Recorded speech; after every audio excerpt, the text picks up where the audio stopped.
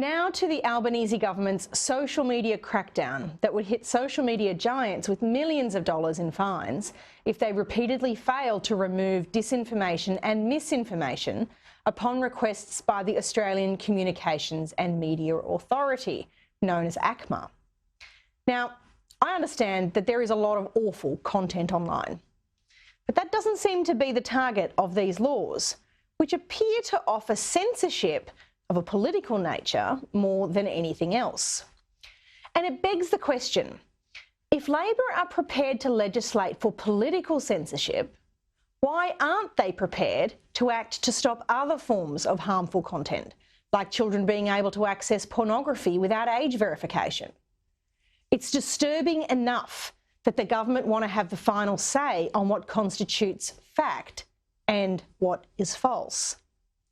Just think what this could mean for problem solving and innovation. What would have happened if the people who thought the earth was round had been silenced and fined just because the flat earthers were then in vogue? Or, to use a more recent example, many of the people mocked and shamed at the time of the pandemic for their scepticism about the effectiveness of many of the measures imposed by government have turned out to be right. No doubt they would have been censored and fined under this law. But here's the kicker. The law expressly excludes the government from being capable of misinformation. After all, the government isn't capable of making a mistake or getting it wrong, right? It's a bit of a joke, isn't it? But if it's the opposition or another political party, well, they are all subject to this new law.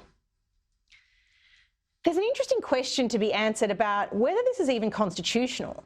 There's case law that has in the past taken a dim view of restrictions on speech that touch issues relevant to elections, because our constitution carries with it an implied freedom of political communication.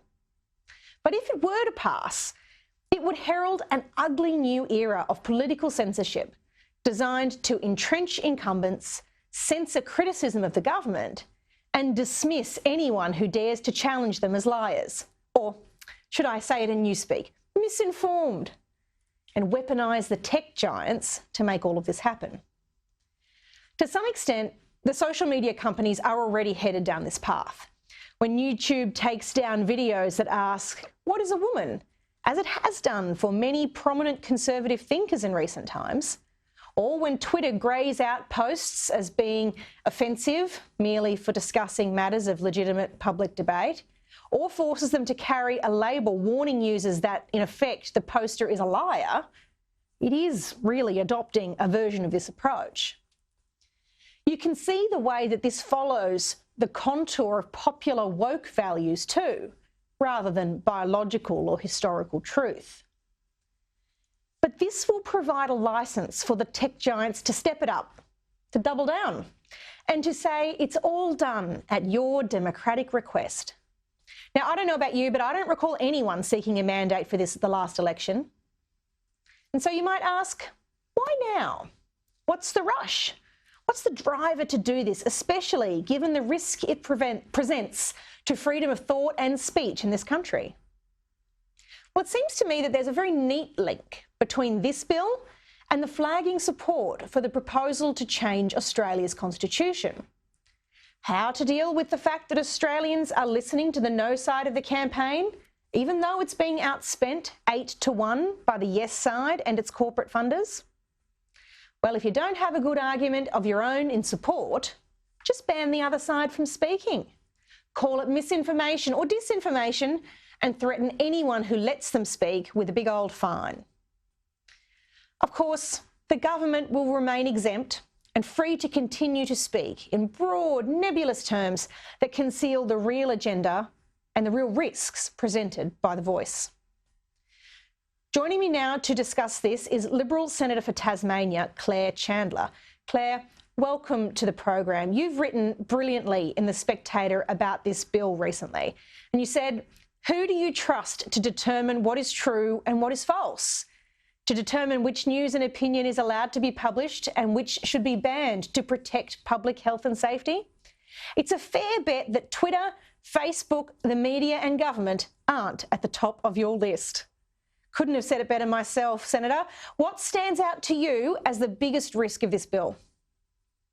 Well, thank you for having me on the show once again, Amanda. Look, there are a lot of red flags with this bill that's been proposed by the Albanese government, but I think the biggest red flag for me is the fact that they're exempting anything that they or their members say from being regarded as misinformation. But at the same time, anybody from the opposition or from another political party, or indeed any member of the public that criticises anything that the government has, could be considered as spreading misinformation. And I think this is incredibly Orwellian stuff where the government is allowed to say what they like, but anybody who criticises it can be shut down. It's really interesting. I mean, we all know there's lots of rubbish on the internet, lots of stuff that isn't true, lots of misinformation and disinformation. But what's the right way to go about dealing with that problem? Well, you're entirely right. We all know that there is material on the internet that is false or incorrect. And I think first and foremost, members of the public should be able to use their brains and their critical thought to determine what is wrong and what's true and what's false. But the other problem with this bill is that it puts debate or comment that the government might disagree with in exactly the same basket as disinformation from foreign agents. I mean, obviously the government should be doing everything it can to disincentivise the spreading of information that has its origins with a foreign agent, disinformation by foreign powers. That's a noble cause, but to lump it all in with any other kind of debate, I think is incredibly disingenuous. Do we have any idea of what the actual criteria that ACMA is proposing to use to decide what will be misinformation? Sure. So the draft bill that has been released defines information or misinformation as any information that is false, misleading or deceptive that would be reasonably likely to cause or contribute to serious harm. And for mine, that definition is far too subjective for my liking. We all know what happens when we leave lawyers in the courts to decide what information is or isn't right, or whether or not something is harmful. And look, I think there's no doubt that we're seeing this term misinformation being used as the new hate speech, which we know was the term that we used to use, say, 5 or so years ago when we wanted to silence dissent or silence debate on a particular topic. No doubt the left will still want to use that one, but we should learn a lesson from the law as it evolved in relation to hate speech, so that what was called harm when it first came out, so to speak, was physical harm. It didn't take too long before hurt feelings were in the basket of harm. Knowing what that term means is going to be very important. I think the most obvious example of how this could play out in the short term is with The Voice. Do you think this is being deliberately pushed as a way of influencing the campaign for the referendum later this year? Look, I suspect a Labor government would never shy away from the opportunity to silence any form of dissent on its performance whatsoever.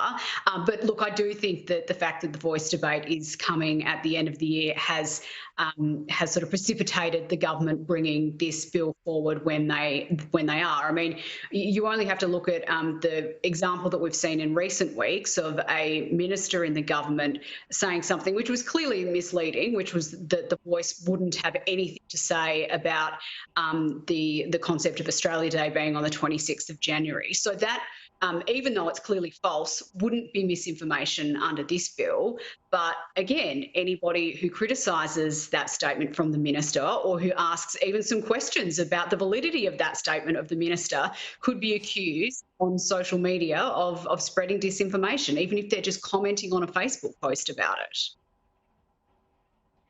And so to understand just how far this can go, that means it would be okay for Minister Burney's answer to that question, even though it's wrong, to be posted online, shared far and wide, but not anything that pointed out it was wrong.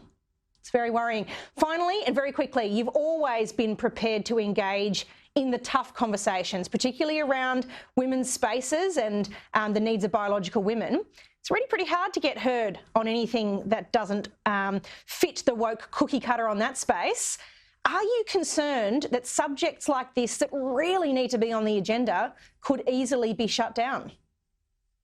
Oh, look, absolutely. I think longer term issues such as women's sex-based rights is absolutely on the list of those topics that government will try and silence dissent on. And I have a very clear-cut example of this, of previously finding out that the ABS was claiming that biological sex can change over a person's lifetime. Clearly, that is not true. That could be determined misinformation by a normal everyday understanding of it. But again, under this legislation, as a government entity, the ABS would be able to say exactly that and not face any criticism of it.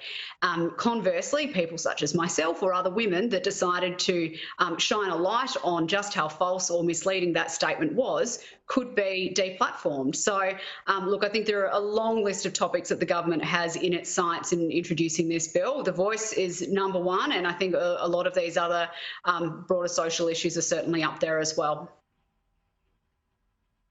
Senator Claire Chandler, thank you for so bravely taking this on.